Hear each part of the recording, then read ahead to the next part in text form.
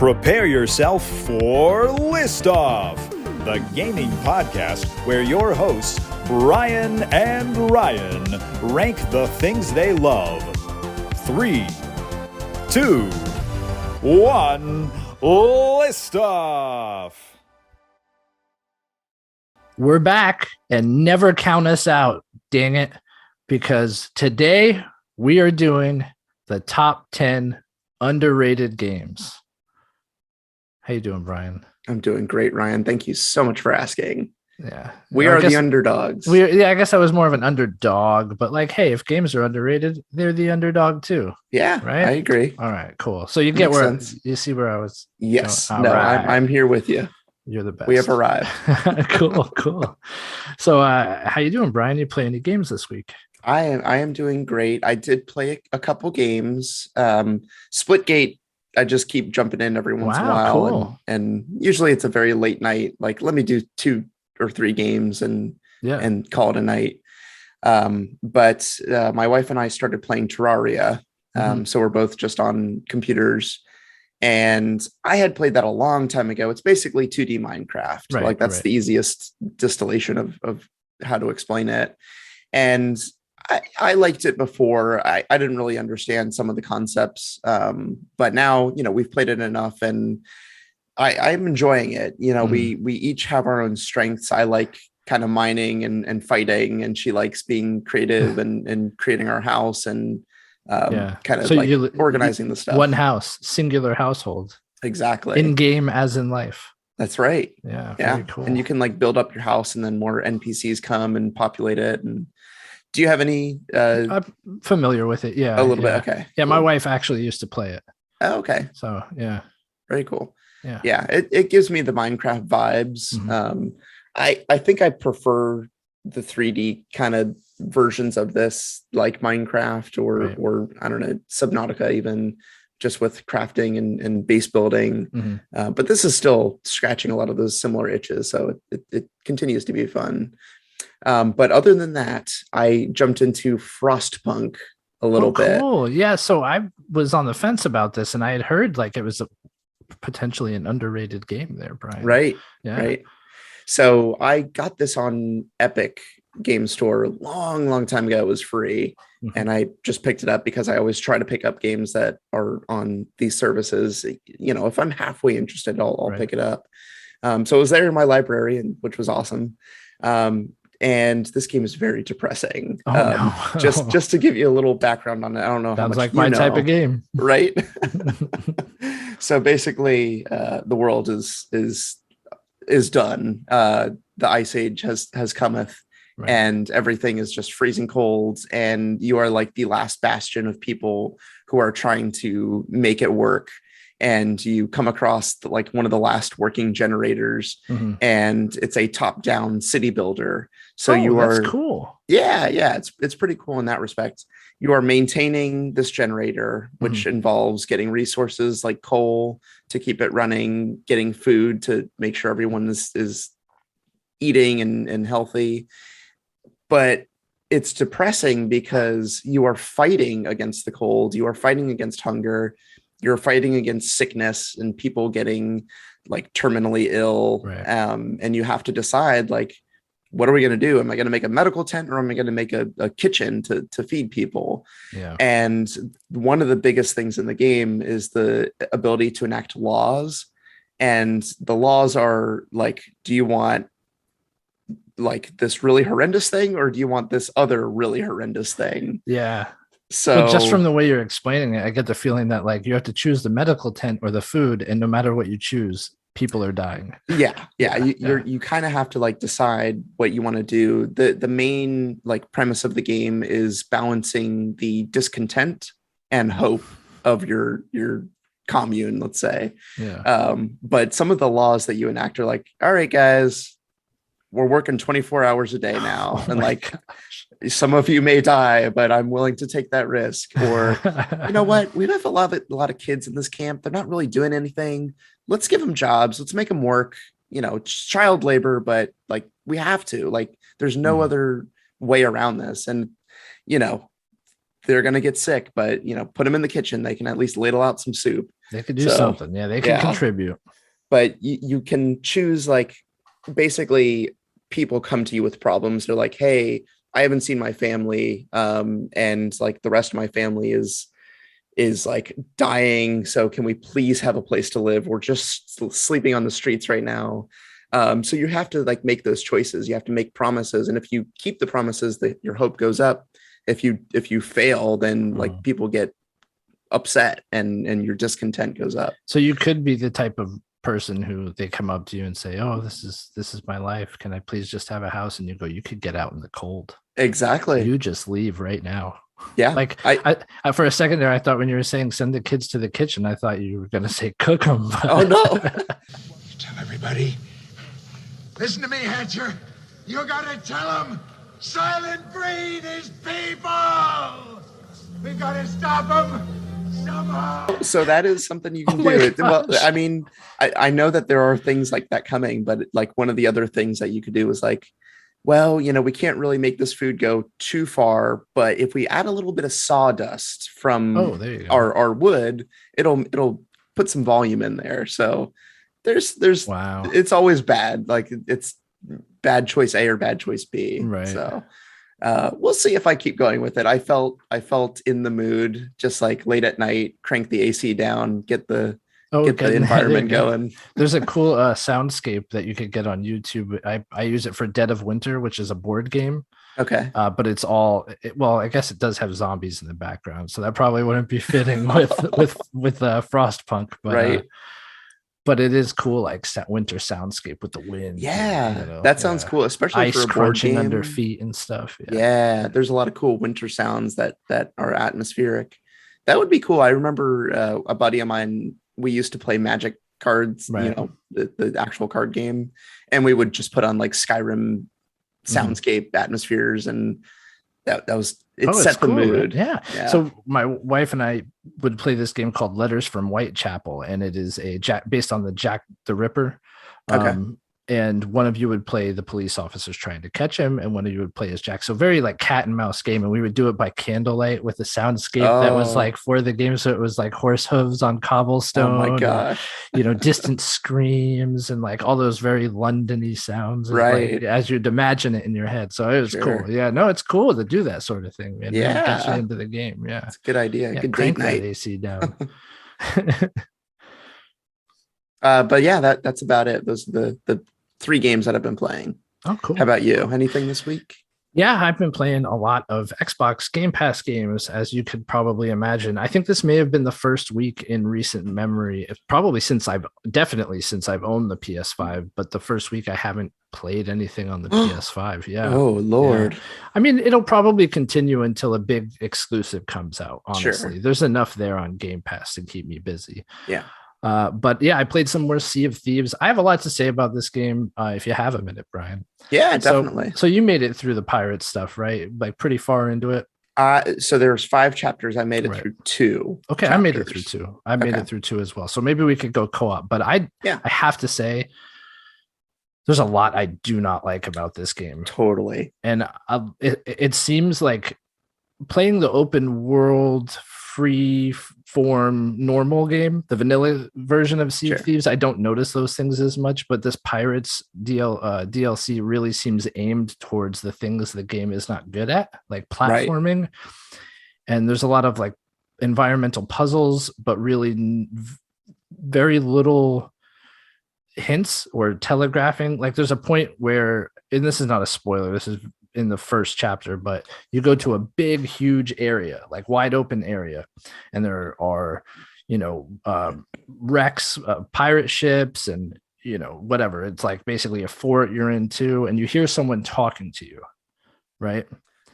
And it's like, who the heck is talking to me? Right. You don't see anybody talking to me. Right. Like, where is this voice coming from? Well, it ends up, you can't see anything because it's not even like a full being. It's a head. Right.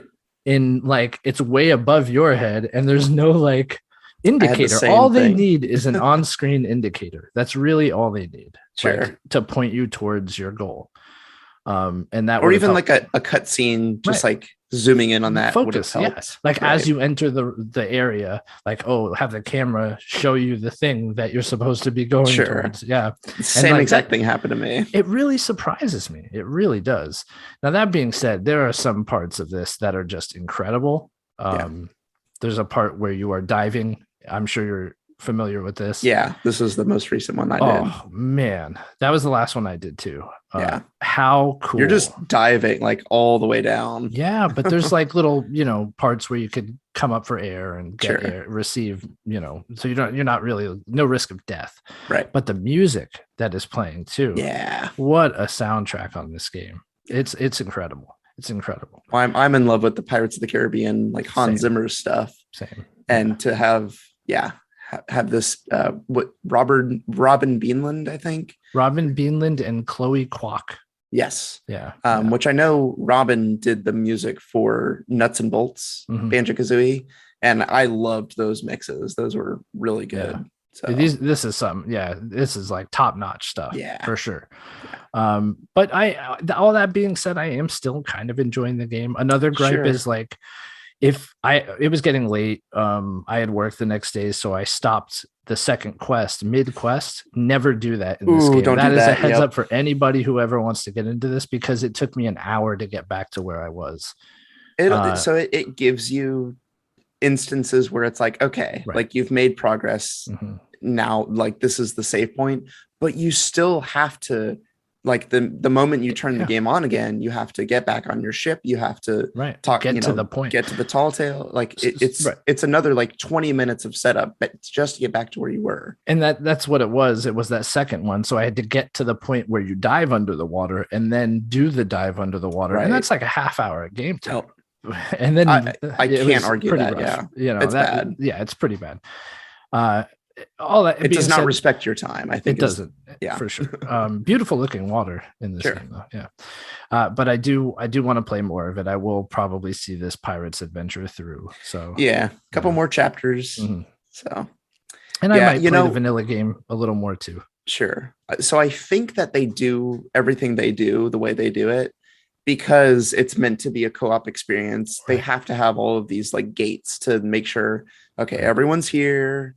I think it's like basically Animal Crossing levels of connecting to multiplayer, but it tries to hide all of the like connecting everyone, which is it seems very silly that we have to go through all this, but I think that's probably what it is. It is funny though, because you dive to the bottom of the ocean and I saw someone down there and they were like, friendly. And there's nothing as jarring as going through like that whole swim down and then just seeing other people down there who are like, hey guy. And it's like, what? What are you doing down here at the bottom of the ocean? Yep. Yeah. But it's fun. It's fun. Yeah. Aside from that, I did finish Streets of Rage 4. Love this game. .emu. I don't know how you kind of pronounce it. It's .emu. So like there, that's how I pronounce it. All right. I'm glad they're doing, as I mentioned last week, really, really happy that they are the ones doing the Turtles game Shredder's Revenge coming out. It just cemented that the last few levels of Streets of Rage 4 were phenomenal. Best in series for sure. Aside from that, I am playing more Psychonauts 2. I made it pretty far in this game, and I have to say I'm kind of coming around on it. Ooh. It's a competent platformer. So what did it? So I don't think it starts out well at all. I agree with your assessment last week when you had said, there's too many cutscenes that interrupt the flow of the gameplay. It relieves itself of that burden in the next few levels. It still occurs, but it's not like it was in the first hour or two of gameplay. Also, you start to get more tools and they start to do more interesting things. The dialogue actually kind of won me over. There's a few characters in particular that are just like so minor. They're really nobodies, but when you run into them, you find yourself laughing out loud. Yeah. There's a part where you run into this rich couple who wants a kid. This is not a spoiler because there's no context here, but they're like the funniest characters because they're like, you're trying to get money for a goal And they're like, oh, yeah, money. We don't care about that. If you do this thing for us, we'll give you plenty of money. We have so much money. We're rich. We're so rich. We're so rich in money, but poor in kids. Oh. And it's just like the voice acting, the way it's done. And then there's another like room you enter. And like as soon as you enter the room, the lady behind the desk is just going, hi, hi, hi, hi. And like you finally go up and talk to her. And she's like, I was getting worried for a second that you weren't going to say hi. Oh my gosh. It's just like, it's comical, dude. Right. I mean, it's like silly stuff. But like I found myself laughing out loud in these moments. I thought it was really well done. But yeah, it's fun. It is a enjoyable game. I don't think it quite has the polish of like your Mario or your Ratchet and Clank, but it's fun for what it is, you know. Sure. And I do think I may play through it at this point. Like we'll see. Yeah. Nice. The last game I want to mention, one that I am absolutely enjoying right now, is the Ascent. Ooh, yeah, we should play that together. We should. I would love to play co-op because this game is just, I think it's amazing. I mean, like, it's not groundbreaking, blah blah blah. It's cool, but like visually, it is what I wanted. Oh man, like it is a dirty dystopian cyberpunk, like other planet. It is cool alien races, like cool armor and weapons, and everything is just so slick. How much have you played of that? I played a pretty good bit. Like, oh boy, okay. I mean, not like a ton, but probably 4 hours, 3 to 4 hours. You know, like for just starting it, I think last night I started it. Oh, okay. Yeah. Like that's pretty good for me, right? So I have completed a few missions, a few of the main missions, and gone to other parts of the planet. Sure. Without giving too much away.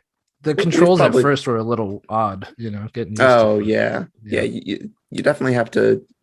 I mean, you're playing with a controller, so that's the way to play this game, and that's how I play it, even on PC.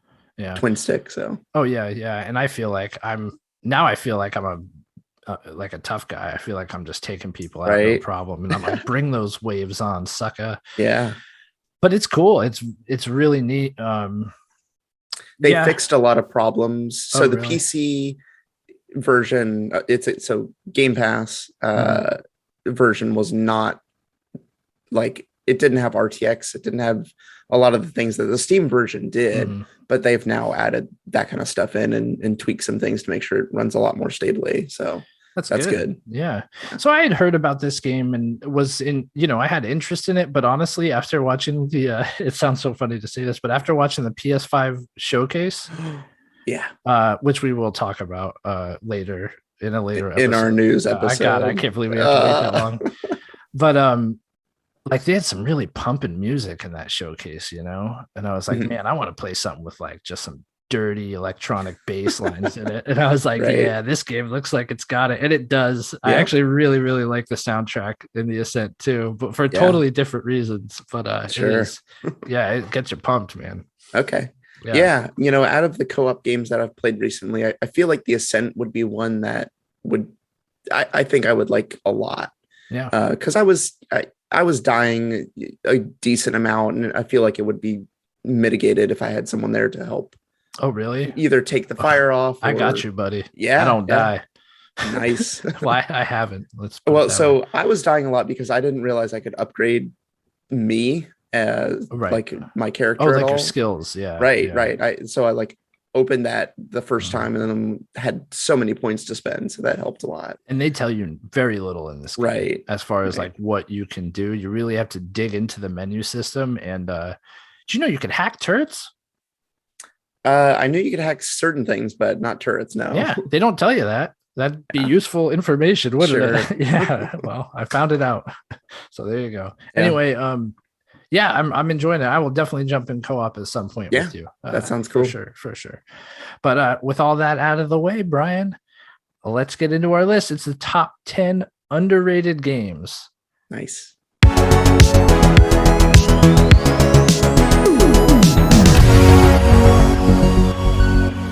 All right, so I'll kick us off here with my honorable mention. It is the Metroid series, actually.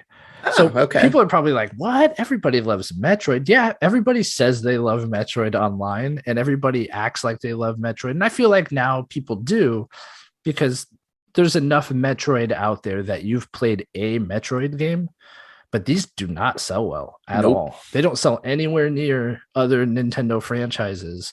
The original Metroid and Metroid Prime are the only games in the entire series to sell more than 2 million units. Wow. That's it. That is abysmal. And they didn't sell 3. They sold like 2 to 2.5 range. Yeah.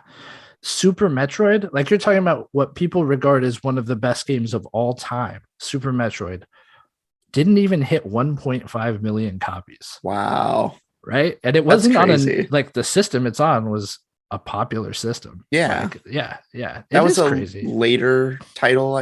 Right. I think so. But yeah, it's kind of wild. I mean, I love Metroid. I've bought many a Metroid in my day. And I will probably buy Metroid Dread as well. Oh, yeah. But it's to me, it's underrated. These games should sell better than that, especially because it's first party Nintendo, which tends to sell extremely well. And it's kind of shocking that that's not the case with these titles. It's kind of crazy. I don't know what it is about it. I mean, we have a whole genre of Metroidvania, and people love Castlevania games. So you would think that there would be more interest in it. But I think maybe the style of the game at first glance is a little hard to discern what exactly it is. Like Mario is so easy to like, a kid can look at it and be like, oh, that's a fun, colorful thing. Right. But for Metroid and Samus, it's a little difficult. And I totally agree. But to me, the shocking one is Prime. Prime had everything. Like, except the fact that the GameCube didn't sell well. But like, I mean, gosh, everybody should play that game in my head, right? And I do think Dread will be the one that breaks this trend. Like, full totally disclosure, agree. I think there are enough Switches out there, and enough people have been are into Metroidvanias, as you mentioned, that Dread will be the one. Not many games coming out either. I mean, we got WarioWare and Advance Wars. That's right. You better say the right game. That's right. Yeah. But Advance Wars, like December's, I don't know, that feels kind of far away. It is far. So. It's filling a void, and like people are hungry. So I think Dread will break the trend. Definitely. Yeah. There you go. Cool. All right. So my honorable mention, you're going to be proud of my list, I think. So these are games. Okay. I mean, I think the whole idea of this list is games that we probably haven't talked about much at all. Some of them, most of them, I'd say on my list I haven't talked about. Yeah. Exactly. So, but games that we enjoyed, but maybe necessarily didn't hit the mark with sales and whatnot. Right. Titanfall 2 is my game. Cool. So the first Titanfall was notoriously an underseller. I think it got kind of pushed between like a Battlefield and a Call of Duty. It was like horrible timing, and it was, it's EA. So it's like, well, why are you pushing this game when you have this other like known franchise that they needed to put it to a different time. It seems like would have been a better play for this. But Titanfall 2 is the one that I actually have played. And this campaign is one of the best first-person shooter campaigns that I've ever played. Everyone knows about the mission where you're kind of switching between two different time periods. You just have a button that you can press, and you can go from the past to the present instantly. Right. The game is running two worlds simultaneously. It's pretty cool. It's an amazing feat. But just the overall gunplay, the overall story, the fact that you can get into these huge titans is so much fun. Yeah. They really put you into the cockpit. Every time you jump into one, the visor comes down, all the displays like kind of pop into view. It's on the way. Stand by for Titanfall.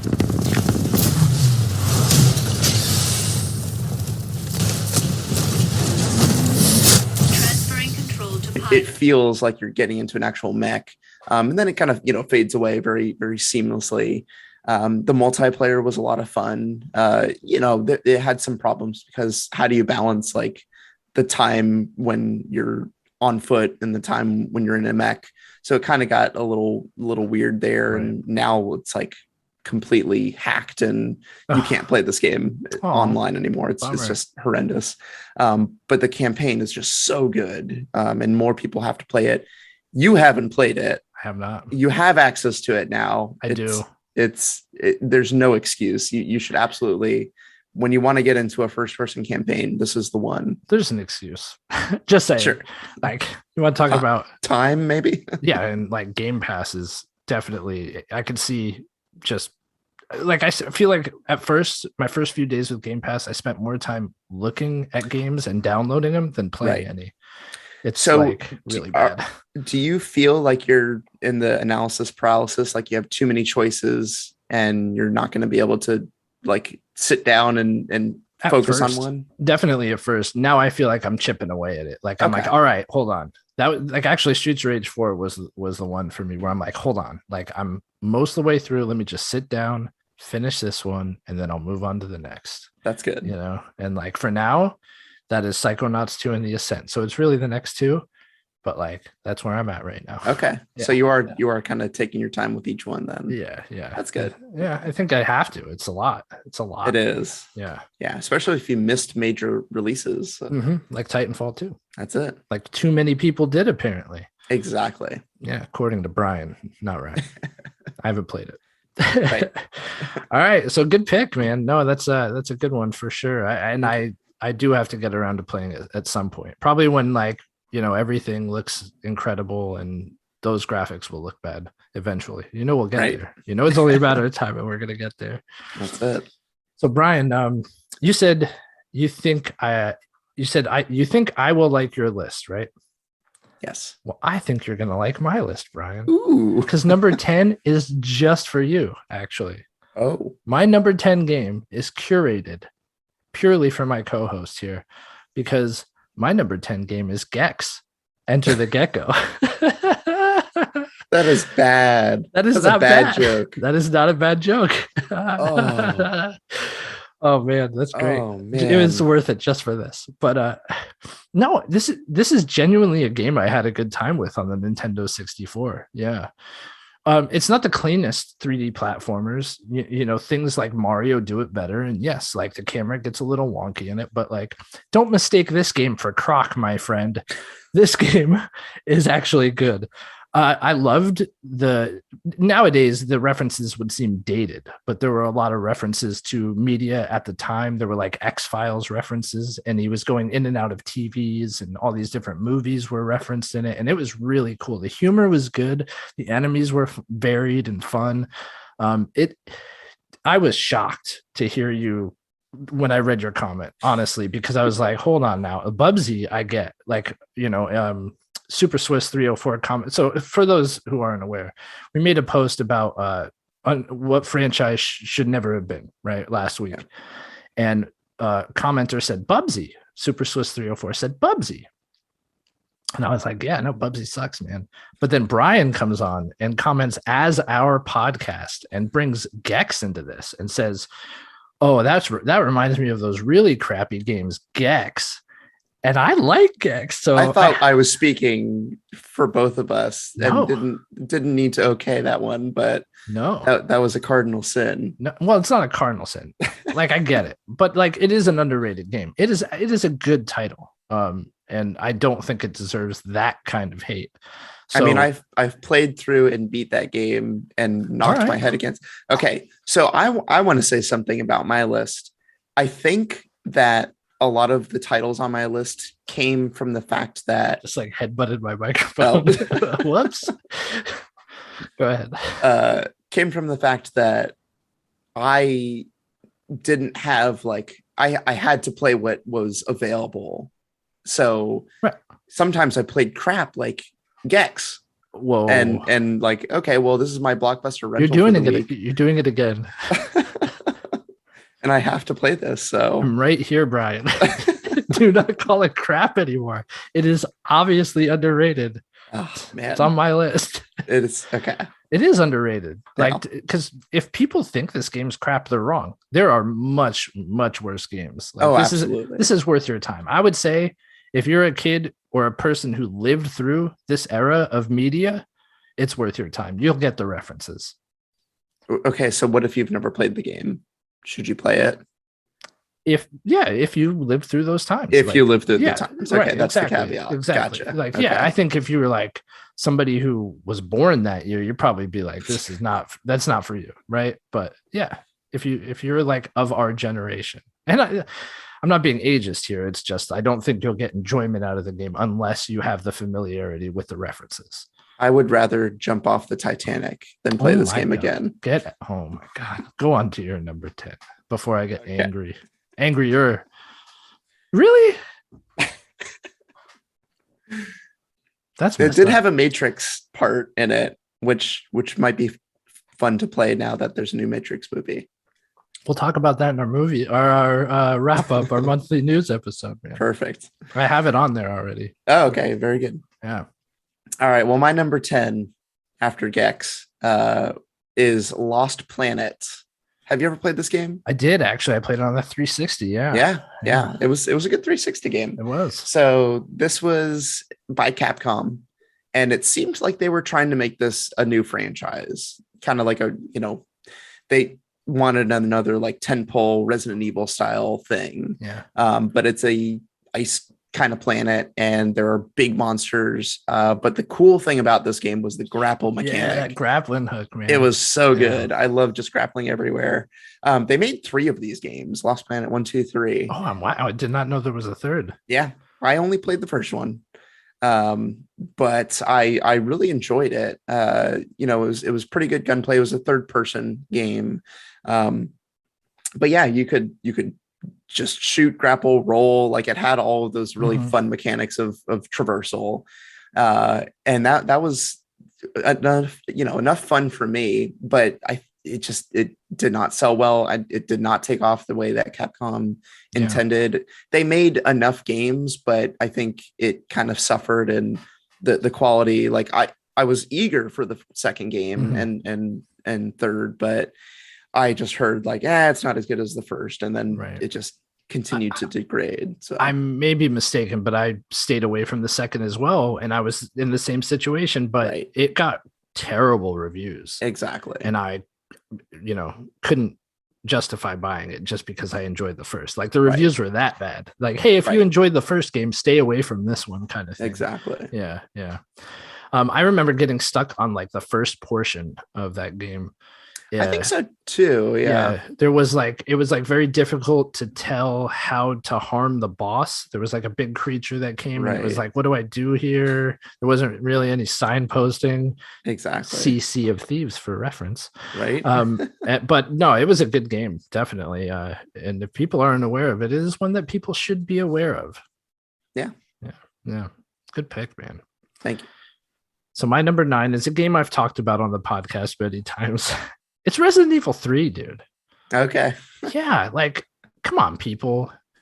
People still have this idea that it's a bad game. I still hear people talk about it. Like, oh, well, whenever Resident Evil 3 comes up, but that was a bad game, right? Like, I should stay away from that, right? No, Resident Evil 3 is a good game. Like, the Resident Evil 3 remake is a good game. Like, they are just as good as it's the same engine as Resident Evil 2. It's almost more like there's more fear involved because you're now in the city. There's zombies everywhere. There's a bigger threat, I guess is what I should say, especially when you account for Nemesis. But yeah, it really pains me that people have this idea that this game wasn't good. It is good. Was it worth, like, I pre-ordered it, but like, I don't regret that. But now the beauty of that is you don't have to spend $60 on it. You could spend $20 or less on this game, and it's definitely worth it for that price. It doesn't sit well with me that there's an idea this game is not good, right? So I had to include it on this list because that is the wrong mindset for people to have about it. It's not Resident Evil 2. It's not 40 hours of content like Resident Evil 2 was, unless you want to get into speed running and play through it over and over and over. But for what it is nonstop action for like a good 2-3 hour chunk. And it's in the Resident Evil universe, and it does every character involved justice. So if that sounds like your type of thing, I swear I will bang this drum every time I have the opportunity. Buy Resident Evil 3 for like $20 and have fun. You will not regret it. I'm waiting for it to go to 10, to be completely honest. It probably has. It probably does regularly now. Yeah. I haven't come across it at 10, but I that's my scoop up price for sure. Yeah. I might just get it for you. Nah. I said it before, didn't I? I know. This was the game I said it about too. I think that, I know. Yeah. I just want to hear your opinion. Right. I like the fact that it's short. That's a plus for me. Yeah, I enjoyed it too. It was perfect for me. And it's got like it's this interesting like big action set piece kind of mixture that you don't, I mean, you do get sometimes in Resident Evil, but it's done all the time in this game. And it's cool, man. It's cool. Sweet. One day, I promise. All right. Promises. I don't want any discontent, so I will give hope. There you go. Sounds like you've been playing Frostpunk. Yeah, there's a Frostpunk too. I saw that's actually a thing. So yeah. Okay. Anyway, my number 9 is Pokemon Stadium. So I'm calling this underrated because people were excited and then saw what it was and then weren't as excited. Right. So this was N64. People were so excited because they were like, okay, we're going to get a 3D Pokemon game. We're still waiting to this day for a good 3D Pokemon game. I think Sword and Shield has come the closest. And I think, Arceus or whatever is coming out. Was Let's Go technically not 3D? What's up? Would you consider Let's Go 3D?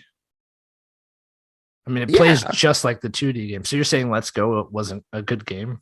Well, I'm saying that Sword and Shield came after that, and it's like the closest that we've come to that. Okay. Yeah. Okay. I haven't played Let's Go, but it looks great. It is great. Yeah. Continue. Okay. Sorry for the interruption. But Pokemon Stadium, people, and me, myself included, were expecting like, okay, we're going to be able to walk around 3D environment and just play Pokemon like we did before. But that's not what it was. It was basically fight your Pokemon against other people in an arena. Yeah. And there were mini games which were fun, and I think that was probably the high point of the game. But the rest of it was not what I was looking for. And they even, they had a whole transfer pack adapter that you could plug into the controller. Yeah. So it had its uses. I know people really liked to move their Pokemon from, the Game Boy to the N64. And I think that's part of, have you ever seen the image of how to get your Pokemon from like original Red Blue to Switch? No, but I can only imagine. It's possible. But you have to do all sorts of crazy stuff. Right. It's like a flow chart. It's like a, what's that? Inception. It's an Inception like flow chart that you need to follow to get it all done. That's funny. So not my interest, but yeah, Pokemon Stadium. Very good. Good pick. I don't know if I consider it underrated, but at the time I don't think it got the reception that was expected. And see, so that's my point to it, because I'm sure it sold well. Right. I mean, it came with the transfer pack, so if you were looking for that was the way to get it. Yeah. But yeah, just the expectations there. Yeah, definitely. And I feel like some games on my list are retro games that now are thought of, as valuable or being good. But at the time, they just weren't. They were thought as like subpar, right? Or they didn't sell. So I totally that's what get it. I think. Excuse me. I think it was a good, competent. I want to see these 3D Pokemon and battle them out. It did that pretty well. Right. It's just not what people were looking for, so they kind of moved past it. Yeah. Now it's expensive. Oh yeah. Yeah, good pick though, man. Moving on to my number 8. It's another one I've talked about on the podcast before, but I think only in one other episode. It is Baseball Stars for the NES. This is a series that, when people think of NES baseball games, they think of like RBI baseball or even just MLB baseball. But this is the game people should think of, because this is the one that even gosh, what's the other one? Bases Loaded, right? There was Bases Loaded, and all those games are trash compared to this. Seriously, this was a modern day baseball game then. You could scale the wall to catch would-be home runs. You could dive. It had team management. You draft players. You trade from other teams. The only thing it lacked was a license. So you're playing with fake teams and fake names. None of that mattered. It did all these things that none of the other games at the time were doing. It was so far ahead of its time. It's not even funny. And like, people don't know about this game still. People don't. Right. I mean, I don't know. I'm not like a NES collector, so maybe NES collectors know about it. But the fact that like I grew up with the NES and other people who grew up with the NES, when you mention baseball stars, they're like, "What's that?" That's a crime, dude. Like, Unacceptable. it is unacceptable because it is a damn good game. And yeah, more people need to be aware of that and should have played it when it was new. Should have played it at the time. Too late now, buddy. You could try. You could get it now and you could play it now, but you're not winning me over. It's too late. It's too late for that. That's right. That's right. It's like people my heart who has turned to stone. Right. It's people who didn't support the Vita. We me. tried, right? No, I didn't try at all. Yeah. Hey man, I tried. I love the little device, but not enough people did. And even Sony, they just said goodbye. Right. So it's too late now. Yeah. Yeah. Good pick. Thanks, I have not played it, so I can't come to your island with you, but that's right. My heart has turned to stone. My bad. No, you're good, dude. Don't worry about it. Well, here's another game that I'm pretty sure I've mentioned, but not too much, and I think you've played, but it is Magical Quest, starring Mickey Mouse. Yeah. So this is the one for the Super Nintendo. I have not really heard many people in my life talk about this game. Mm-hmm. I could be wrong. I'm not bringing a lot to this in terms of like, yes, this is an underrated game, but no, I think you're right. I think people think of Castle of Illusion as being like the Mickey Mouse one. Sure. Yeah. Big one. I was gonna put Mickey Mania was another really good game that I don't think a lot of people played. Not me. That one was cool because it went through kind of the like different animation styles of Mickey. So you start with Steamboat Willie levels and then you go on from there. But yeah, I really liked the Magical Quest. This was the one where you could change into different outfits. So you had like the magician or the rock climber. Mm-hmm. That was so much fun. Really good platforming. Another Capcom developed game. They were really good in that era. Yeah, for sure. Aladdin and such. But I really liked it. You know, I didn't care that it was Mickey Mouse too much. Like that was fine. But it had a lot of really inventive levels, going into like big castles and huge mountains and just all sorts of things like that. And just really satisfying sound effects. Just like jumping on enemies and then like you jump on them, you pick them up, you throw them. Every sound that occurs when you do each of those things is just so much fun to hear.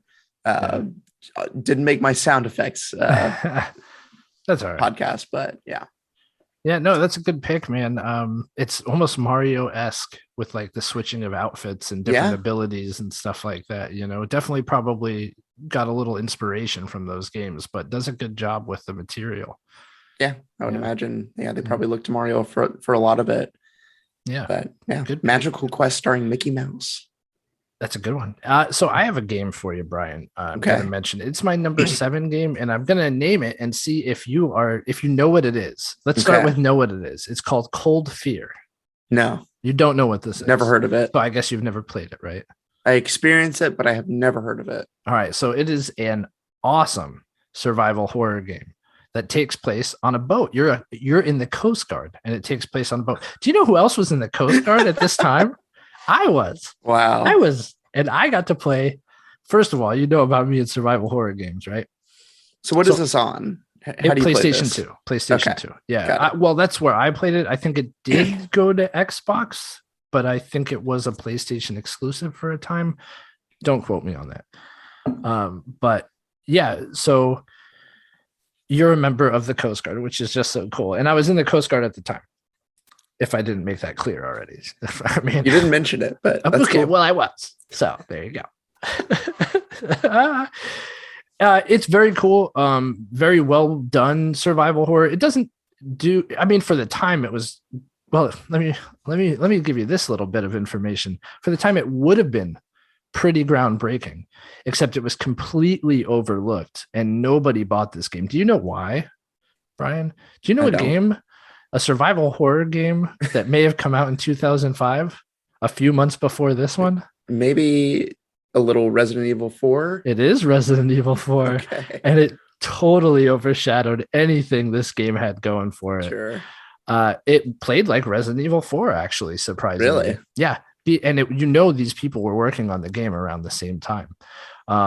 And it had this the only real unique mechanic I remember is it had this cool like balance mechanic where the boat would be swaying in heavier seas and you would have to balance your character walking on the deck. And it was actually kind of cool. It played well.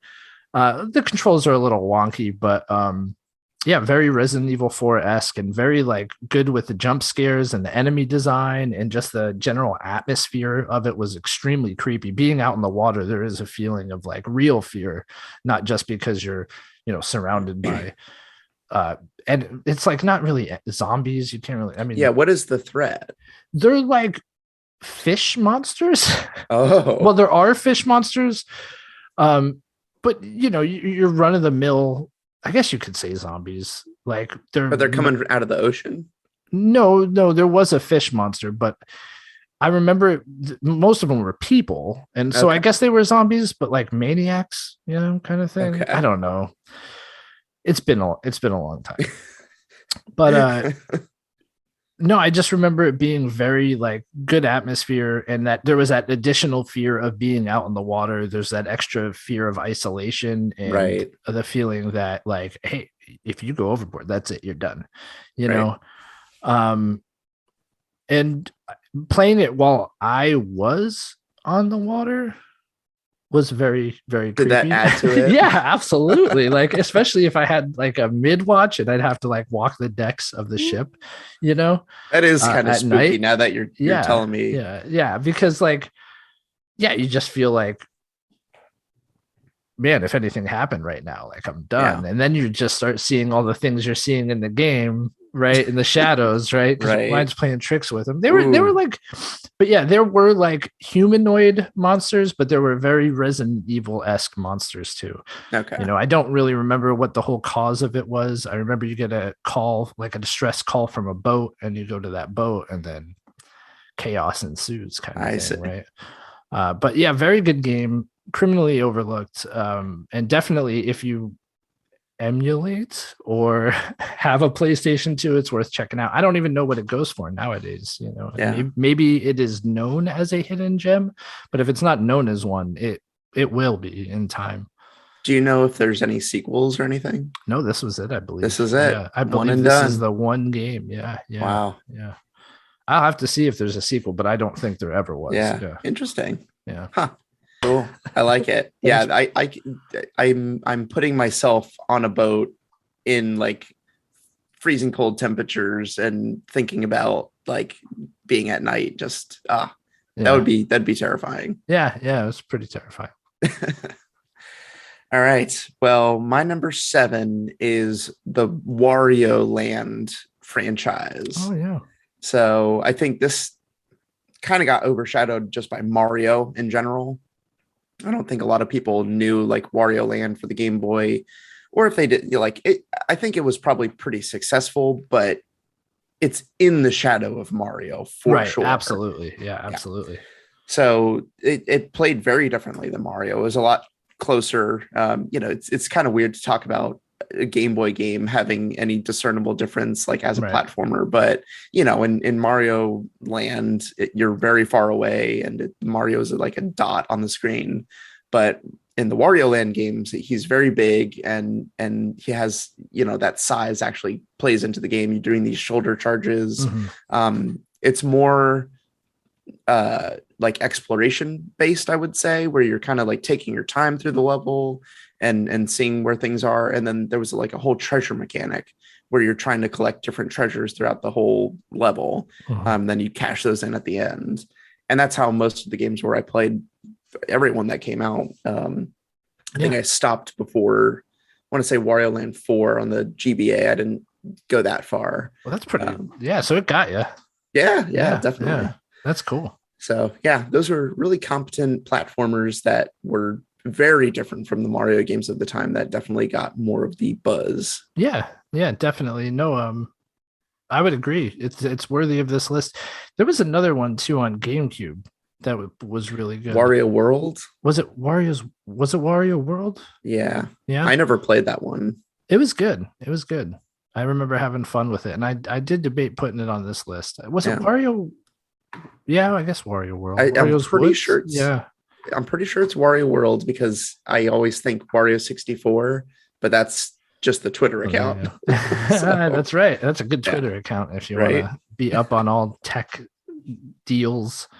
Yeah. But no, that's a good pick, man, for sure.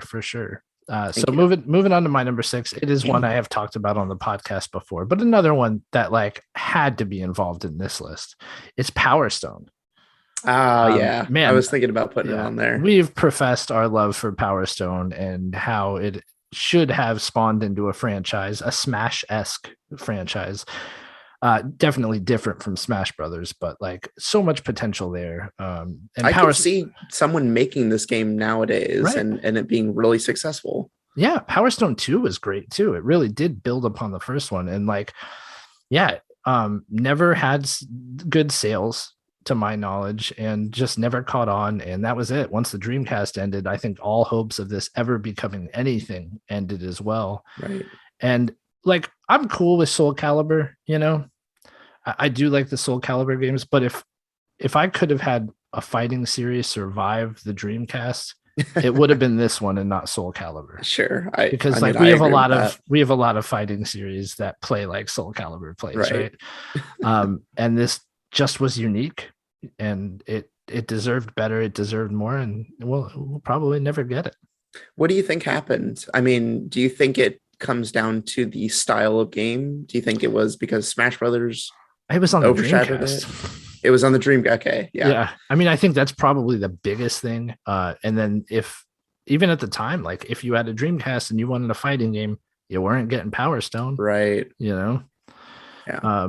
It was all about Soul Calibur at the time. And yeah, I mean, it'd be a lot of speculation for me to know what happened, but for me to try to guess what happened. But no, I think the fact that it was on the Dreamcast and that it was not the most popular fighting game and it wasn't the one people were talking about, like, was enough. You know, that right there was enough to end it before it ever had a chance to really get going. Sure. Yeah. I think the sequel probably wasn't justified based off sales. I mean, I'm sure the sequel was just because like they knew they had something good and wanted another chance to get it in people's hands. Sure.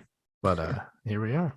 That happened on the Dreamcast a lot, where they would come out with a game and then it would sell okay, but then they would make another one and then that was the end. Yeah.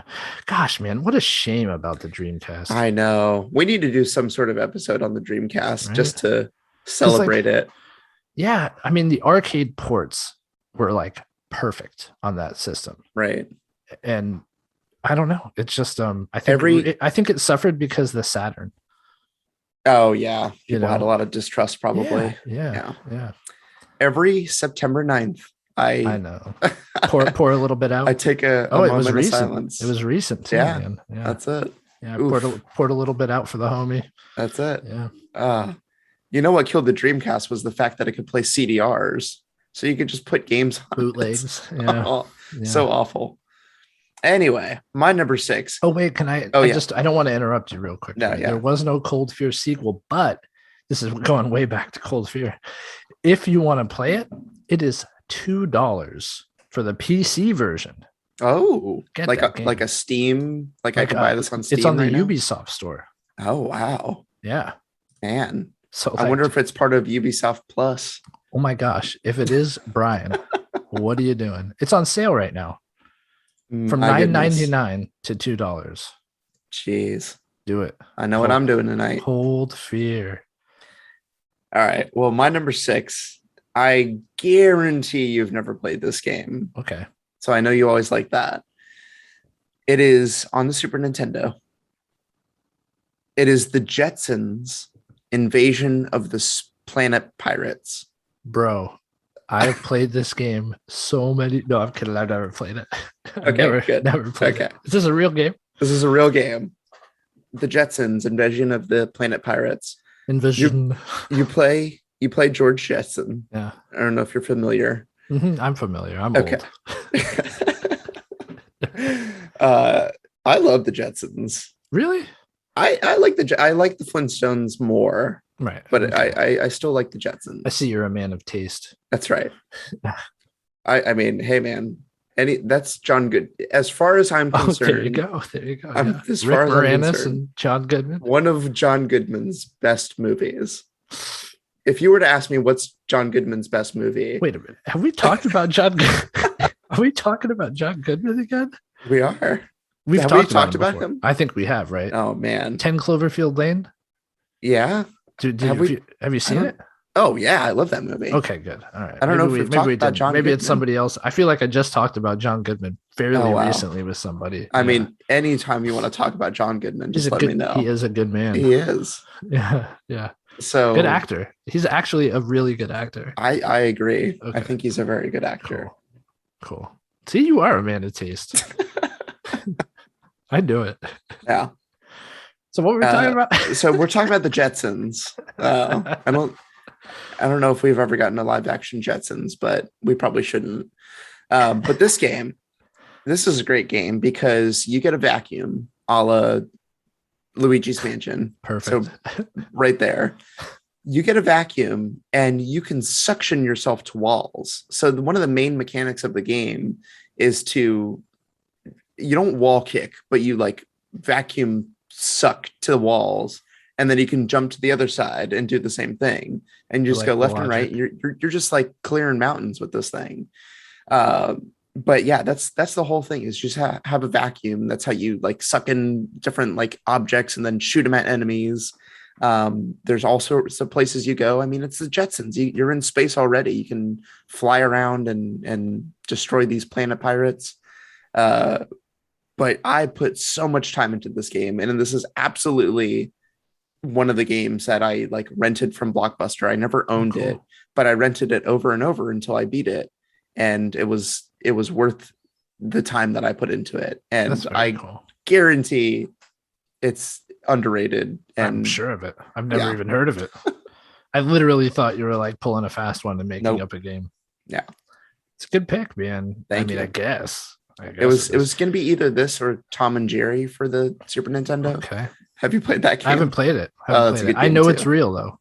Yes, it is. So yeah, I guess when you win like thousands of rentals or whatever, you could just rent the same game over and over and over, right? Long-time listeners know that one. That was a good one. That was a good day. Good job. So moving on to my number 5. Good pick, by the way. It is Super Mario Brothers 2. Okay. Yeah. No, this was underrated. And I think like it's still kind of frowned upon because it's just a reskin of Doki Doki Panic. But like, I don't care about all that. This game is good, dude. Yeah. Like, oh, I love it. Way ahead of its time too. The level design was phenomenal. Whether you want to think of it as Super Mario Brothers 2 or Doki Doki Panic, I don't care. I'm complimenting both games here. Sure. I just will never forget the whales and the ice levels. Do you remember the whales with the little spouts? And like the spouts would shoot you up, and like then you had the sand levels where you had to dig. And like everything about it just was unique, and each character had their own strengths and weaknesses, and like Princess Peach could float, and Toad was super fast. Mario was like kind of all around good. Right. Luigi could jump crazy high, and like everything about the animation, the little rocket ships, like the variety of the enemy design, the little masks that would chase you when you picked up the key, those damn masks, they were terrifying. They had like hidden parts where you could go down, not even in pipes. It was like, I don't even know. But they had the potions. Right. Where you could get the door. Right. And then but you'd have to put the potion in the right spot. Exactly. So it was like guess and check. Yeah. And the turnips would be coins, and there'd be like a pipe you could go down to a warp, or it was so cool, man. The rocket ship, you like all of a sudden think you're pulling up a turnip, surprise, it's a rocket ship, and it takes you to like the next part of the level. And then there was this whole Wart was the big villain. Yeah. Yeah. Ends up it was just a dream, so who cares? But there was this whole mechanic about like picking up and throwing things rather than like jumping on the enemy's head. And I thought Right. that was cool. So I loved like picking up the enemy and they'd just be like flailing their feet helplessly above your head and you launch them in. And it was always cool to see the chain reaction when you could like hit one, that hits the Right. next, that hits the next, you know? Yeah. Just so many good things about this game. And yeah, it's surprising that people think of it as like this like stepchild of the Mario franchise. Oh, yeah. And I mean, it's up there for me. I will honestly go ahead and say this is better than the first Mario for sure. And it is Wow. like, yeah, it's pretty close to Mario 3 for me. And that is saying something. Like, Nice. I loved this game. It had the cool slot machine at the end of the level too. Right. Right. Yeah, it was just like this weird bird mouth you step through. Like, what the heck is going on yeah. there? You know? That was fun. It was fun and inventive and new, and it took risks and like did new things with the Mario franchise. It was cool, man. This I is think I've put more time into 2 than 1, honestly. oh, I definitely put more time into 2 than 1. Yeah. Like, I probably put more time into 2 than Mario World. Wow. Yeah, no joke. Not 3 though. Like 3, I Sure. definitely put the most amount of time into. But yeah, man, Super Mario Bros. 2, like, put Yeah. some respect on the name. That was the first cover of Nintendo Power, so that's got to Yeah. stand for something. That's right. And Nice. yeah, it's awesome. It's an awesome game. Yeah. Yeah. Every time you talk about it, I feel like I want to go play it. Maybe I have the Game Boy Micro, which is I love that little thing. I don't think I've ever talked about Mario Brothers 2 on the show before. Have you not? No, I don't Maybe think we've I've- just talked about it. Yeah, like, probably. Yeah. offline. Yeah. But maybe so that's Super Mario Advance 1 Right. is Yeah, Super God. Mario Brothers 2. Don't go down that road. We had the naming Oh. conventions episode. Go back to that. Super Mario Advance 1 4 was Super Mario World 2 Yoshi's Island. Is that right? Sure. That's just you're just spitting out words at this point. Yeah. Well, the whatever Yoshi's Island on the GBA is, I think, that ridiculous naming convention. Yeah. Anyway, my number 5. I don't know if you've played this one or not. N64, also on PS2 apparently, but it is Winback Covert Operations. Yeah, I remember Okay. this. I Yeah. remember this game. It was So like a third person shooter. It had a Yeah. cover mechanic. That's right. You played a Jean-Luc, Of course. and you Picard. could do a forward roll. Yeah. And yeah, so the whole game is about the cover mechanic, because you can put yourself up against the walls, and then you like press R, and then you swing around, and then you can aim Right. and shoot whatever enemy But is. the world wasn't ready for it. The world was not ready for it. The Winback world was underdeveloped because it suffered from Superman syndrome of just like everything's foggy, like Right. 10 feet in front of you. It's very simplistic, like, hey, you're in a warehouse and there's guys and you have to stop them. But the multiplayer was amazing. You could play 4 people, and it was just everyone running around and rolling. Like I would just play like 4 players. Everyone just like decided to roll and like Nice. get into position. I would play this game right now. Like I want to, next time I come to your place, I'm bringing the Right. N64. There you go. We're gonna play We're gonna have a one-on-one sick Winback. roll off. Who got the most Music. rolls? Let me tell you this music. You need to, after this podcast, you need to go type into YouTube the music for Winback, because it had the whole, Right. the music's fine if you're at good health. If you're in caution, then it gets a little faster. If you're in danger, the music is going nuts. Okay. And that mechanic was just so cool to me. But yeah, Winback did not sell well. They made a sequel on, I think it was the PS2, because they ported, for whatever reason, the first game to PS2. Mhm. And I never played that one, the sequel, at all. But this game is so good. I love Winback Covert Cool. Operations, and the story is just ridiculous. Yeah. But Yeah. man, is it good. I don't think I've ever played it. I don't know if I've ever played it, but I do remember it. You should just like watch a YouTube playthrough. I think I of remember this it from game. like Nintendo Power. It was one of those games that like you heard about for a long time, Right. and then it like never came out. Like, what was the other one?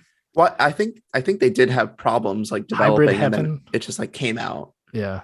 So There was like Hybrid Heaven was another one Right. where they're like, this is going to be Nintendo Metal Gear Solid. This is going to be it. yeah, you're right. And then it was like, this game will never come out. It did Yeah. though, but it It was did. like too It was a little too stinker. late. Yeah. Anyway, good pick, man. Thank you. So my number 4, this is a game that occupies a very interesting space now because it was on my top 10 disappointing games list. Mm. And now it is also on my top 10 underrated list. It is Days Gone. Oh, So yeah. yes, I expected this game to be like a second The Last of Us in some ways, and I think that's why it did not fit my expectations. I was very vocal on that episode that my expectations were too high and I should have recognized what this was. That being said, I think I'll keep saying it got a 6 out of 10, which is like, that's stupid. That is bad reviewing there. This game doesn't deserve a 6 out of 10. It's a big, well thought out world. It's got the crafting and like the mechanics to take out hordes. There's strategy involved. Just the way the hordes are depicted is incredible. I mean, it's literally hundreds and hundreds of enemies on screen at the same time. And like there was no drop in performance when this occurred, which was just like mind blowing. Sure. But it's cool because they're all underground during the day, right? They come out at night. So during the day, you go to their caves and like you could like plant, like you craft all these things just thinking about how you're going to, what your strategy will be. So you plant like some, remote mines maybe, or you plant like some proximity mines, and then you go into the actual cave, which is some of the freakiest stuff ever because they're in there with you and you hear them. And then they all come just pouring out after you, but you have like your little trap set up, and you lead them into them and you take out huge, huge chunks of like bodies go flying, and like, you take out big swaths of this enemy horde, but like it's so big it barely makes a dent kind of thing. And it's just a lot of fun, man. The story was fine. It was interesting enough. The motorcycle riding was extremely good. That was a lot of fun. And they make the environments really easy to get around considering you're like in the middle of the woods most of the time. Yeah. But yeah, it was a lot of fun, man. Really enjoyed this game. Never actually finished it. It was long. I put about 40 hours into it and didn't beat it, and I'm not sure I was that close to it. But yeah, I think yes, it did deserve to be on my disappointing list, but it 100% deserves to be on my underrated list, especially now. They patched this thing like crazy. I mean, I think now if you were to get this game, it'd be cheap and you are getting the best version of the game. And you probably have a really good time with it. I would so there's a PC version now too. This was one of those games that it was one of the first, right? Yeah. Mm-hmm. So that would be how I would play it. And yeah. I've been waiting, like it's still like $60. So yeah, not what I'm looking for right now. But no, and I mean, it is, there's enough there for this to justify a $60 price tag. But like, if you could snatch this up for 20, like, come on, that's good. I mean, Horizon's gone down to 30. So I don't think they have any qualms bringing it down to sell a lot of copies. Yeah. Yeah. I mean, some people, obviously, as I mentioned, I didn't finish the game. Some people were disappointed there isn't a sequel. I don't think there needs to be one. Then again, I didn't finish the story. So maybe it ends on a cliffhanger. I don't know. They all die. But yeah, right. But then why a sequel? No, but I mean, it's a good game for what it is, but it is what it is, right? It's another survival, like zombie apocalypse, post-apocalyptic thing. So like, there's a lot of that going on. Yeah. But totally. It is a good one. Yeah. Good pick. That is like the definition of underrated, I think, because I always hear it's a good game, but it did not sell well at all. And people weren't, I think a lot of people did what you did and thought like, oh, this looks like The Last of Us. So I'm going to go in with that expectation, which is it's nowhere the same level. Right. So good pick. All right, number 4, you have played this game. It's another great game starring a great protagonist, and that is Mystical Ninja, starring Gomon. Yeah. Love it. This. It's a good game. It's a great game. Nintendo 64. And Nintendo 64, they had another one on the same system. I never played that, but it was a completely different style game. This one was like a Zelda game, though. You were going around to different towns. You were talking to people and trying to further the main quest. And it had a lot of humor. And I know this because there was a laugh track and they told me to laugh. So how did you know I played this game? We've talked about this one. Okay. I'm like, wait a minute. Like, this is a pretty niche game. Like, have we talked about this? Yeah. Okay. Yeah. No, this is one of those ones that you dream about in your sleep. And I always hear you talking about it. Yeah. Right. As I watch you. Yeah. But no, this game. Oh, they just had sleep paralysis. It's like Brian just sitting on my chest. Talking about Mystical Ninja. Yeah. The music slaps. There are some metal covers of this music on Spotify that I very much enjoy. But yeah, it tried to be a Zelda game in a lot of different ways, just in exploration, I think, mainly. And there were big like robot battles where you got into Impact and it would sing this song. It was all in Japanese, but a couple words were in English. And yeah, you just got to do like first person big robot battles, which was amazing. Doesn't love that. Yeah, it was a lot of fun. And you had to like manage different aspects of the robot. So yeah, great game. Yeah, it's a shame like we didn't see more of it. You know? Yeah. I honestly didn't play the sequel. So yeah, I don't know if anybody... I think all other games in this have not been, they've either been like side scrollers or just vastly different. Right. They've and many never weren't done US releases, right? Like, exactly. Yeah. I think they may have brought them like to, I think GBA had one that might've been like a remake or something, but not much. Yeah. That's a good pick, dude, for sure. Thank you. So my number 3, Brian, I don't know if you've ever played this game. It's an NES sports game and it is called Kings of the Beach.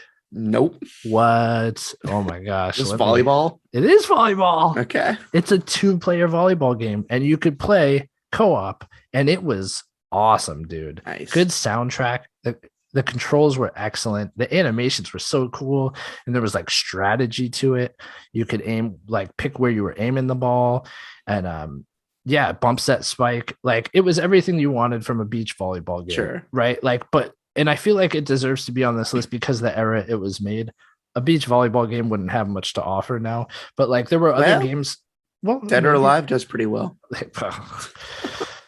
So that came out like over a decade after this. And like this does it better. So nice.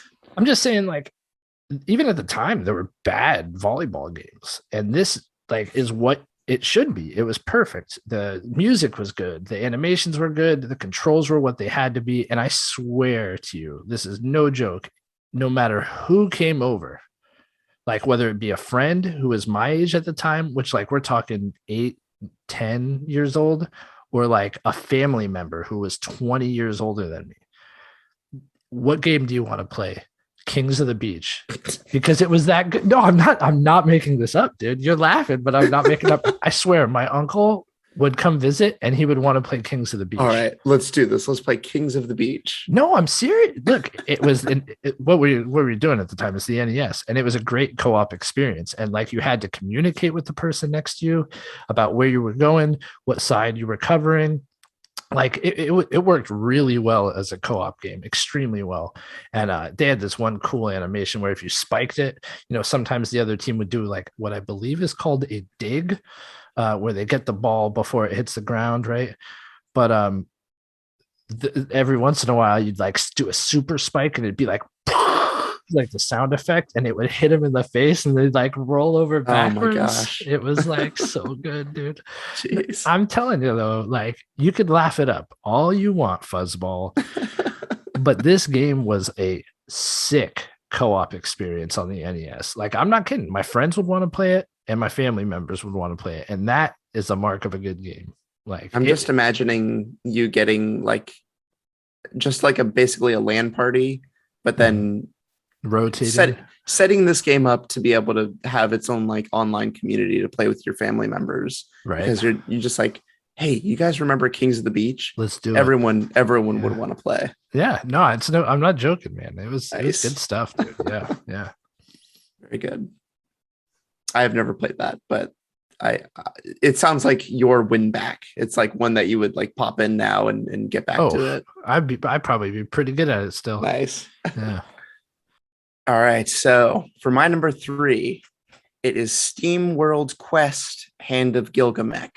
Oh, cool. So this one feels underrated. I'm not sure sales numbers wise how well it did, but this definitely gets buried by games like Slay the Spire, even Monster Train. I know it is picking up a lot of steam, being on Game Pass and whatnot.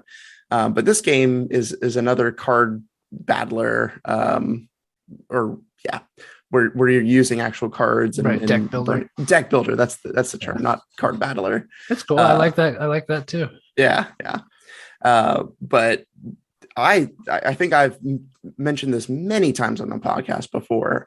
But I really like this game because it's got a great art style. You know, they follow that same Steam Worlds kind of look of things.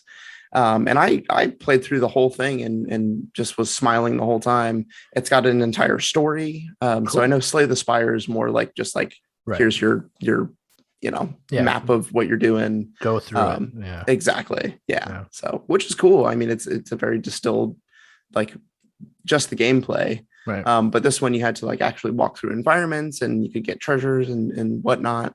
But yeah, I think just all of those points were what made it for me to be the better game than something like Slay the Spire.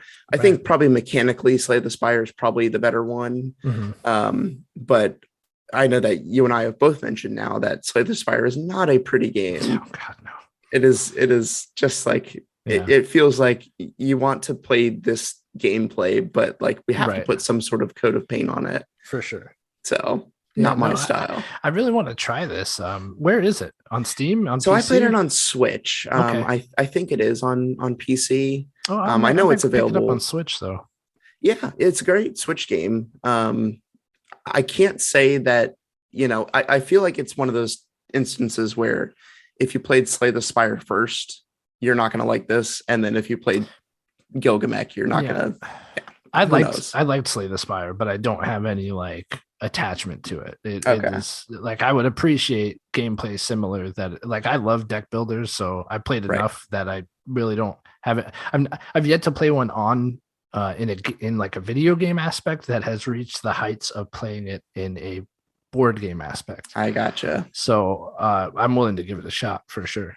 Sure. Yeah. Good pick, man. Thank you. Good pick, man.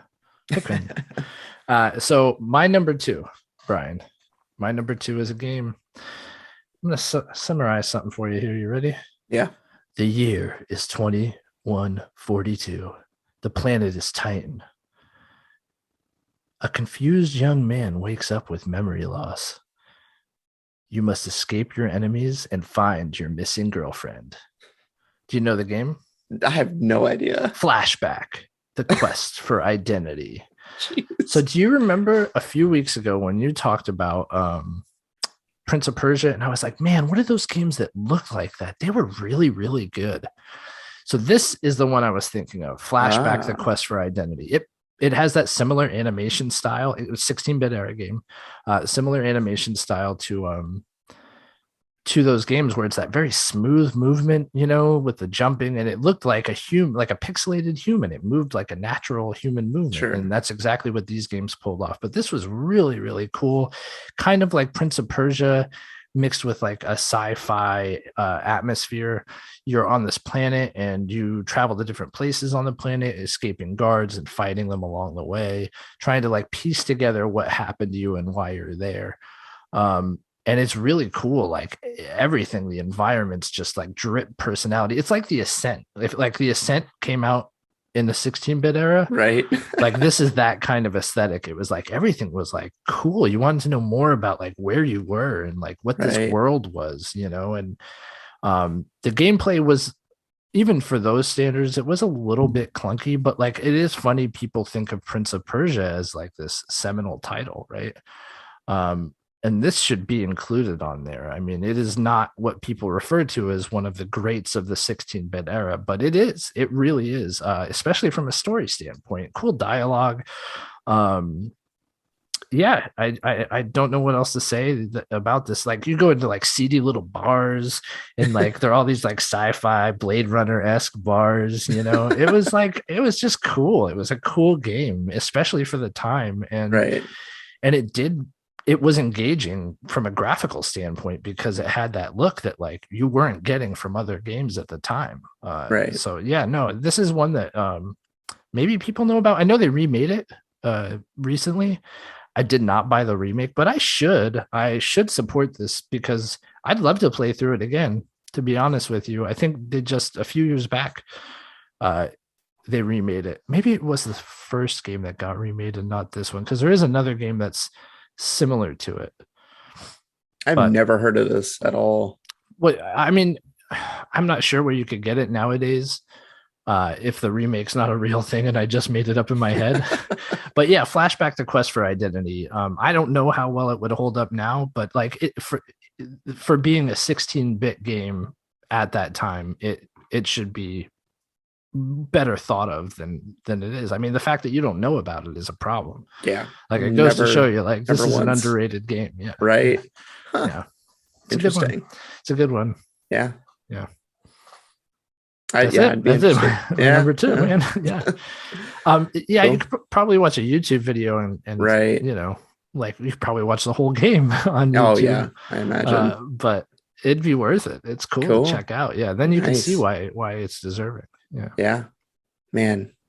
I'm never gonna live to 2142, but Me neither, man. I can play this game and probably get a good idea of Me it. neither. Oh my gosh. This is totally off the rails. I went to a planetarium today, right? Took my son to a planetarium. Sure. I learned some crazy stuff here. Do Really? you know that in 2011, if you were alive in 2011, you lived through the first orbit, the first time we were able to observe a complete orbit from Neptune? Do you know that? Oh, really? Yeah. So like, Wow. Neptune's orbit takes like 165 years. Wow. So from the time the planet was discovered till 2011, it had only completed one orbit around the sun. Whoa. Yeah. So we were a part of that. We were around, man. That's crazy. Dude, get ready for this. Some astronomers speculate, you know, the big red spot on Jupiter, Mhm. the storm? Right. Yeah. Apparently it's getting smaller. And they speculate that like within the next 20 to 30 years, it'll be gone. It's been going for hundreds of years, Wow. this storm. And it's gonna go away. We're gonna see the dissipation of the storm. Dude. That's like, kind of this is- crazy. That's how Jupiter lives in my mind, is Right. with this big red spot. And then Yep. think about it. 50 years from now, you'll be talking to somebody. Oh yeah, Jupiter's big red spot. Because you know, it comes up all the time in casual conversation, right? So you'll say that and they'll be like, what There's the no- heck is this old man talking about? He's Right. senile. There's no big red spot on Jupiter. And Pluto used to be a planet. Yeah, yeah. I could tell you why it's not considered a planet. Oh yeah. Yeah. Please do. Yeah. So it hasn't God, what is it? It hasn't like cleared its orbit. So it's not the only thing caught within its orbit, and it hasn't done that because it lacks mass, because it's a small what do they call it? A planetism? A planetoid. No, it's not. Planetism? Well, you could say dwarf planet. Dwarf planet. That's right. Right. Yeah. But like, yeah, there you go. Wow. Who knew about this stuff? I bet when you No. turned on List Off podcast, you didn't think you were going to learn about that. That's But- cool. I thought it was cool. I mean, that's the list off right there. We're always talking about space. How did we get on this subject? I have were we no talking idea. about? You just started talking about it. Oh, I don't know. sorry. I don't even know what I was talking about. I don't. What was your what game? Flashback. Oh the yeah, Quest for 2142. 2142. There we Thank you. go. Boom. There you go. That's what got me there. It's an obvious segue Yeah, into this train of thought, right? Like, who wouldn't do this? that's perfect. Sorry, Brian. Well, maybe we will live till 2142 if things change, and Yeah. maybe once the storm dissipates, Well, I'll get like something superpowers, really crazy happens. right? Who knows? Who knows, man? Maybe that storm is like disrupting something, and then then it could like stop. leave. Oh my gosh, what if it's keeping something on Jupiter? Oh geez. Oh no, and then it's This going to be is a unleashed. sci-fi It's going to be novel. unleashed when the storm stops, dude. Jeez. Oh man, we're in I'm scared trouble. now. We're in trouble. We're in trouble. Enjoy your time while you have it. Oh my gosh. All right. Well, my number 2, a little lighthearted, is Valkyria Chronicles.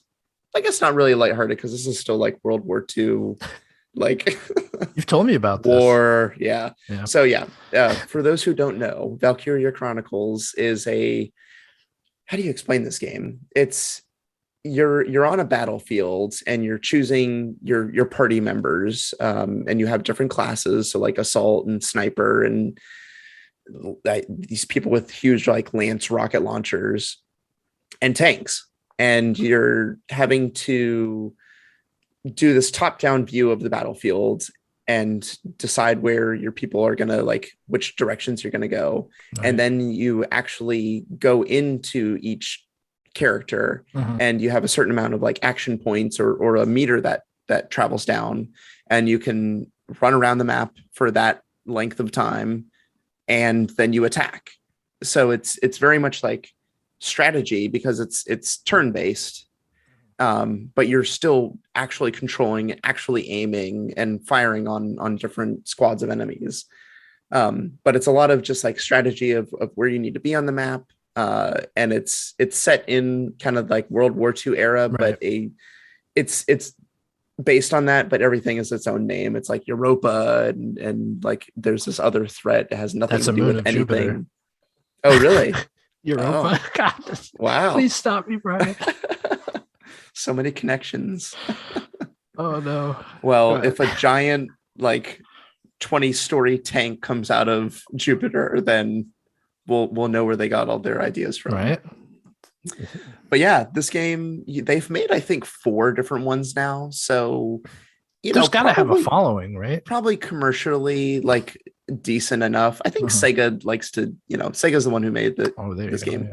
Yeah. They do some wacky stuff sometimes. Yeah. But yeah, I mean, a lot of people haven't heard of it. Fewer people have played of it. Yeah. And I think it's a great game. Like I remember I played it on the PS3. That was the first place it came to. And there's a level of strategy that is just like you're deciding like, okay, I'm going to shoot, I'm going to aim, but there's still only like, I don't know, 54% chance that I'm going to even hit this person. So there's a lot of chance involved in deciding like, is it worth kind of going through that? Yeah. No, I mean, it's funny because I enjoy this type of game and I have not played it. And even after you suggested it, still haven't played it. So yeah, no, I would definitely say it's underrated. Yeah. Yeah. I really should give it a shot. A lot of them are available on Switch. I think Valkyria Chronicles 2 is I want to say Vita exclusive. So you might not be able to get that one. Do you have a which one, like, is there a preference? So I've only played the first one. Okay. But I liked the character. So it's very anime. I should also point that out. Well, I've seen enough of it. Yeah. So that could be a major deterrent for some people. And, it wasn't my favorite thing about the game. But the art style is real cool. Like, cool. Yes, it's anime, but it kind of has a cell shade, like, I don't know, overcoat to it. And it reminds me of kind of like either Final Fantasy Tactics or Ogre Battle, where it's very like, oh, well, here's the book and we're going to like flip through the book. And here's the story of this encounter. So yeah, it's dripping with style. I would say. Yeah. So I really should. It's available on everything now. You can get it on Switch. You can get it on PC. I'm sure the PlayStation, where it originated, has a way to play all the games. Yeah. So, good pick, man. Yeah. Love it though. Yeah. You know what I love? Space. No, I'm kidding. No, I should really play Valkyria Chronicles. And obviously Brian says the first one is the best. Brian says the first one is the best because that's all he's played. That's what he's played. Yeah, exactly. Well, without further ado, I say we go ahead and get into our number ones and wrap up this show. Let's do it.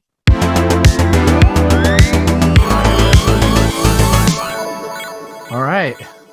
So my number one, Brian, I don't know if you would have heard of this game, but it's a good one. It is called Einhander. Maybe Einhander? Never heard of it. Never heard of it. So this is a shooter, side-scrolling shooter developed by Square, actually, where you are a ship through future. I'm guessing by the music, because the music has like German in it. And because the name is Einhander, Right. I'm guessing it's futuristic Germany, but it has a slamming soundtrack, incredible graphics for the time, and like near flawless side-scrolling shooter gameplay. It is sick. It's maybe the best like side-scrolling shooter I've ever played in my life. You're a ship and you fly through these levels and you take out other ships and you gain weapon upgrades, and the way these upgrades attach to your ship is very cool. Some of them you could like flip to the top and the bottom, you know, of your ship to shoot in like different directions. Yeah. And it's just like the music gets you pumped, and it's like the don't blink kind of action. I wouldn't call it a bullet hell by any stretch of the imagination, but there are a lot of enemies being put in your way. It's just like flawless. It's what you want from this type of game, and and have you heard of it? I've never heard of it. Exactly. And I don't think it sold well either. What's it and on? Like, it's on I think the original PlayStation, actually. Wow. Yeah, it's an older title. And I think it's just incredible that people don't talk about this. I'm sure there are, you know, collectors and people who now know what the game is. I think it's Einhander. It has a little umlaut. Yeah. Right. Like, is that what it's called? Feels like it should be pronounced that way. Yeah, probably. But yeah, let's see. It was for the original PlayStation, released in Japan on November 20th, 97, and North America May 5th of 98. So yeah, I don't know what else to say. It is I like this type of game. It's not like the type of game I go out and seek, but if one gains enough notoriety, I will definitely play it. Yeah. This one I found completely by chance. My older sister was playing it with a group of friends. One of her friends had brought over their PlayStation. And like, I just hear the music and I hear them all like, whoa, whoa, whoa, from the other room. And I'm the younger brother, right? So like, I was not a cool dude at this point. So I like knock on the door and I'm like, Einhander. Well, I see it. And they were, they were going like, Einhander, right? Like, but so I'm like, can I be in here? Can I like check this game out? You know? And they were cool. They let me stay in the room and watch it. And I was like so honored to be there. And then I finally got a chance to like play, because we were playing like when you die, somebody else takes the controller, and it was like, holy crap, this game is incredible. Like this is a really good game. It was actually like 2.5D too, because it'd do this cool thing where like you'd be going side scrolling, and then you'd hit like a turn in the cityscape, and you'd turn, and it'd go to like this almost like diagonal course it would take you on now. And it was really cool, man. Yeah, and the music was just so epic. Nice. Like, oh man. Yeah, great. You know what you need to do? You need to find whoever introduced you to Einhander. Find that person, ask them if they remember it, and if they still have their copy. Oh my gosh, I think I actually am Facebook friends with the person who did. That's crazy. I should be like, hey, remember that time you all were in my sister's room playing Einhander? It'd probably be like, what are you talking about? Right. I have a gaming podcast, so I remember. Exactly. Man. Yeah. You really it's cool. Deep dived into your brain for that one. Yeah. That's awesome. I mean, I remembered it, and it actually didn't pop into my head when we were going to make this list. A few did, but this was not one of them. And then like when I really was like, I spent a lot of time thinking about this, like games that were unique to me that maybe people hadn't played or heard of. So honestly, things like Gex didn't make the list just to make you angry, Brian. But this was one of those games where I was like, once it hit me, I was like, I'm so glad I remembered this game. Nice. Yeah. And then I had it at different positions on my list, but I was like, man, no, this game, it has to be number one. Has to be. No sequels that you know about, right? No sequels. Okay. No sequels. Yeah. Wow. A truly underrated game. I don't think it sold. I mean, I don't know the numbers, but I don't think it sold well at all. Yeah.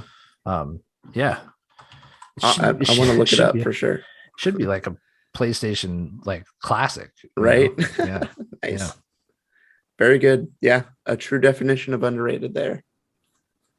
All right. Well, then getting to my number one, I know you've played it, but I still think it's an underrated game, and that is 007 Nightfire. Cool. Don't love me quietly. Do it with intensity. That was the song. Don't love me quietly. Do it with intensity. Or I'll miss the point. With everything you stray. Oh, there's no love to be gained. Okay. I'm like, all right. So I guess I will. I loved this game. Had really good multiplayer. Almost, I would say I enjoyed playing the multiplayer, not quite as much as GoldenEye, but it was still up there for sure. Right. This was EA doing their 007 thing, so I think there's your underrated quality to it, where people had wised up and realized they were not going to do what needed to be done. But I still played the heck out of this game. It had a fun campaign. It was kind of frustrating in some points, but it was still a nice jaunt into like a 007 storyline. They had cool driving levels. I feel like it was one of the first times that you could actually use, like, I don't know if it was an Aston Martin or what, but you could get into the car and drive around. It was on rails, like you were only headed in one direction for the most part. But it was just really chaotic and definitely had the action of like what the movies would have in that respect. And yeah, the gunplay was decent. I think that the star of that was pretty much how the guns like looked and sounded. EA was really good at that. I think they employ some really good sound engineers for all the games that they produce. So they didn't falter there either. But yeah, underrated in terms of what people's expectations of what James Bond meant and what it could be. And yeah, I enjoyed it, and I don't think a lot of people did. So yeah, that's it. I mean, yeah, it's a pick for you. No, I'm kidding. No. I just gexed you. So do you not like this game? Yeah, it was fine. No, it was fine. I would say it's underrated because you're right. People do think of it as a bad James Bond game. It was hard to follow up GoldenEye with anything. I think every Bond game that came out after GoldenEye for years was viewed as a bad game. Right. Yeah. Right. Because how can you follow that up? Yeah. I would say this is the second best James Bond game I've played. Wow. I can say that with confidence. Wow. And the first is From Russia with Love. That's right. Yeah, of course. Of course. No, I'm kidding. So here's a sad fact for you. So this is in Japan, Einhander had sold 50,000 copies within 3 days after its release. Okay. And sold 100,000 copies as of 2 years later. Oh boy. Dude, that hurts. Yeah. That's painful. That is paltry. Go watch Einhander. Seriously, just watch the first few minutes and hear that music, and you'll be like, "Yep, no, I'm gonna buy this game. It'll sell you." I'm serious. Nice. Yeah, kid you not. Man, this was a great episode. I feel like there was a real opportunity to have games that we don't usually talk about. Yeah, I knew you would like that about my list at least. Yeah, we both took advantage of it. Right. We did. And you want to know something else, Brian? What's 2 that? weeks in a row, buddy. 2 weeks in a row. I don't think we had any crossover. Oh, wow. You're right. Yeah. Yeah. Jeez. That's wild. And it's not like we didn't have, we had some not popular titles, but like titles that are typically associated with being underrated. Right. We both had some on our list. Yeah. So that's a good job. Wow. You're right. Yeah. Huh. Yeah. Yeah, I would have expected at least one, but yeah. I think next week we might have one. Oh, yes. Maybe. I can pretty much guarantee we will. We might have all of them at the same next week. Yeah. But that's because next week we are having a guest episode. We will have Eric from the Side Questing podcast. The one true sire himself will be guesting on our podcast to discuss the top 5 sequels. That'll be big one. good. Yeah, that's a big. That's going to be a thinker. I need to get started now. Oh, I have a few already. I've been starting on this because we had it lined up for a little while, and Sure. He had messaged and said he was, I'm so close. My list is almost done. And this was like a month ago. And I'm like, I should probably start thinking about this because I definitely don't want to, you don't want to be the guy who brings like the bad picks to the party. Right. Oh, yeah. Yeah. If our guest is prepared, the least we can do is be prepared. Right. I mean, I'm kind of just like, where do I put Chameleon Twist 2 on my list? Right. Or Gex. That's where I'm at. Yeah. Gex 64. Well, yeah, the sequel though. Well, so I mean, that was not the first Gex. It was the first 3D Gex. Though. This is true. Yeah. Yeah. So yeah. Okay. It's a good one. It's a good one. I mean, I'll grant you that it's the good one. There you go. Hey, all right, check that out. Cool. I'll take it, man. Well, yeah. As always, we hope you guys have a great week, and thank you for listening. Bye. See ya.